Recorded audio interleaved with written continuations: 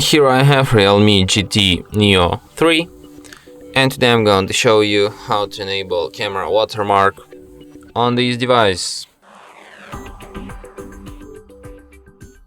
So firstly, let's open camera and tap on three dots here, go to its settings, and here you have watermark. So you just enable it, and that's how you can do it.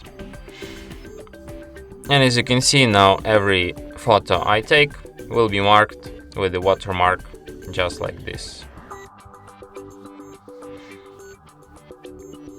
And that's it. Thanks for watching. If you find this tutorial useful, don't forget to hit that like button and subscribe to our channel.